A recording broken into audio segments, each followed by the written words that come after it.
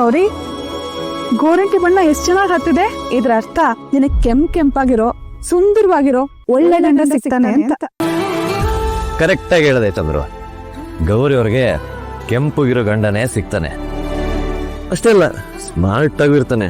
ಅಲ್ಲೇನ ವೆಂಕಿ? ಅಯ್ಯ, ಅಷ್ಟೇ ಯಾಕೆ, ಅವನು ತುಂಬಾ ಚೆನ್ನಾಗಿ ಮಾತಾಡೋನು ಆಗಿರ್ಬೋದು, ದೊಡ್ಡ ಮನೆಯಲ್ಲಿ ಇರೋನು ಆಗಿರ್ಬೋದು. ಗೋರಂಟಿಲಿ ಇಷ್ಟೆಲ್ಲ ಕಾಣಿಸುತ್ತಾ? ನೀವಿಬ್ರೇನ್ ಹೀಗೆ ಹೇಳ್ತಾ ಇದೀರಲ್ಲ?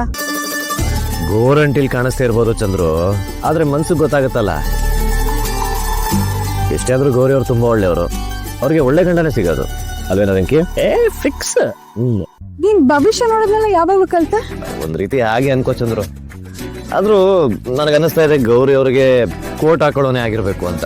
ಅಯ್ಯ, ಟೀಶರ್ಟ್ ಟ್ರ್ಯಾಕ್ ಪ್ಯಾಕೆಟ್ ಏನ್ ಬಸ್, ನೀವು ಸಿಕ್ಕಿರೋದು ಚಾನ್ಸ್ ಅಂತ ಲಾಯರ್ ಕೊಟ್ಟು ಹಾಕೊಳ್ಳೋ ಅಂತ ಹೇಳ್ಬಿಡ್ಬೋದಾಗಿತ್ತಲ್ಲ. ಅದಷ್ಟು ಈಸಿಯಾಗಿ ಹೇಳ್ಬಾರ್ದು ಕಣ, ಸಸ್ಪೆನ್ಸ್ ಆಗಿರ್ಬೇಕು. ಲೇಟ್ ಆಗಿ ಗೊತ್ತಾದ್ರೇನೆ ಮಜಾ. ಏನಪ್ಪ, ನೀನ್ ಹೇಳ್ದಾಗೆ ಒಳ್ಳೇದಾದ್ರೆ ನಮಗೂ ಖುಷಿನೇ. ಗೌರಿ ತುಂಬಾ ಕಷ್ಟಪಟ್ಟಿದ್ದಾಳ, ಅವಳು ಸುಖವಾಗಿರೋ ತರ ಆದ್ರೆ ನಮಗೂ ಖುಷಿನೇ. ಎಲ್ಲ ಒಳ್ಳೇದಾಗತ್ತೇನೆ ಮಾಡ್ತೀವಿ. ಸುಖವಾಗಿ ಇರ್ತಾರೆ ಬಿಡು ಚಂದ್ರು.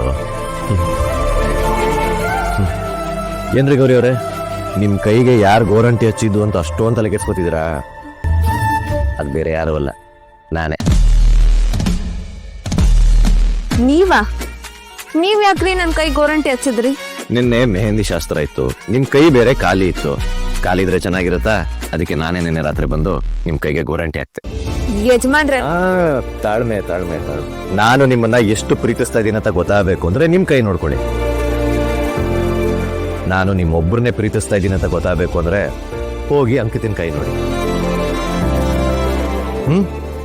ಬರ ವೆಂಕಿ, ಬಂದ್ ಕೆಲಸ ಆಯ್ತು.